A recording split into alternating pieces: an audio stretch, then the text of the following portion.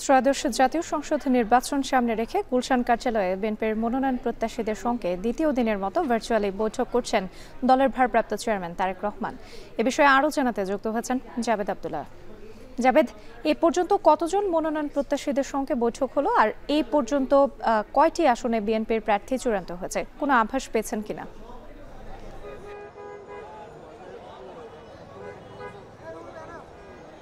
রাত্রি যেমনটি বলছিলেন, একটু পিছন থেকে শুরু করি।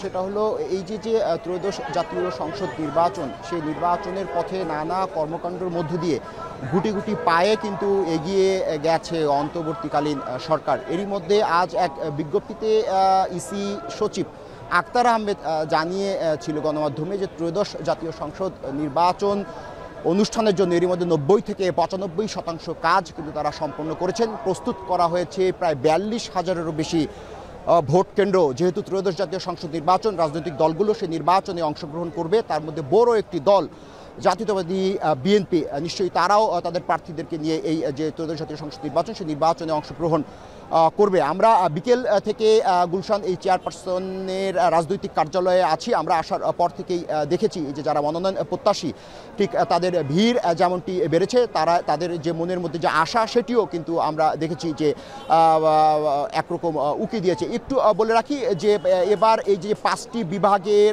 যে মনোনয়ন প্রত্যাশী, অর্থাৎ সিলেট, খুলনা, বরিশাল, রাজশাহী এবং একই সঙ্গে ঢাকা বিভাগ, এই 5টি বিভাগের যারা মনোনয়ন প্রত্যাশী, তাদের সঙ্গে মূলত দলটির যে ভারপ্রাপ্ত চেয়ারম্যান তারেক রহমান, তিনি মূলত বৈঠক করেছেন, তাদের মতামত গ্রহণ করেছেন, নিজের মতামত প্রার্থীদের সঙ্গে ভাগাভাগি করেছেন। একটু বলে রাখি যে গত সপ্তাহে দলটির শীর্ষ ফোরাম, শীর্ষ নেতারা কিন্তু জানিয়েছিল যে এরই মধ্যে 200 আসনে মনোনয়ন যারা প্রত্যাশী, সেই 200 আসনের প্রার্থী কিন্তু তারা চূড়ান্ত করেছে। তবে কৌশলগত কারণে সেই নাম কিন্তু তারা এখনো প্রকাশ করেনি। ধারণা করা হচ্ছে সেই নাম তারা হয়তো ধীরে ধীরে গণমাধ্যমে প্রকাশ করবে। এখনকার যে চিত্র, সেটি একটু বলি যে গতকালই কিন্তু দলটির যে ভারপ্রাপ্ত চেয়ারম্যান তারেক রহমান, তিনি জানিয়েছে যে বিগত সময়ে যারা জুলুম, হামলা, মামলার শিকার, যারা ত্যাগী ছিলেন, তাদেরকে মূল্যায়ন করা হবে। সেই দিকটাকে বিবেচনা করে কিন্তু নেতাকর্মীদের উচ্ছ্বাস আছে মনোনয়ন প্রত্যাশের আগ্রহ।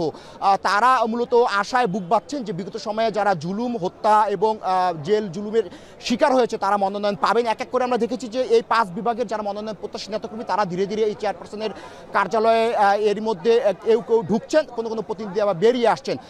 ধারণা করা হচ্ছে যে এই যে মধ্যরাত, এই মধ্যরাত অবধি এই যে মতবিনিময় সভা বা প্রার্থীদের সঙ্গে যে আন্তঃযোগাযোগ, সেটি অব্যাহত থাকবে। তো রাত্রি এই গুলশানের চেয়ারপারসনের যে রাজনৈতিক কার্যালয়, সেখান থেকে আমার কাছে এই ছিল সবশেষ তথ্য। রাত্রি, বিএনপির মনোনয়ন প্রত্যাশীদের সঙ্গে দ্বিতীয় দিনের মতো ভার্চুয়ালি বৈঠক করছেন দলের ভারপ্রাপ্ত চেয়ারম্যান তারেক রহমান। এ নিয়ে বিস্তারিত জানাতে আমাদের সঙ্গে যুক্ত ছিলেন জাবেদ আব্দুল্লাহ।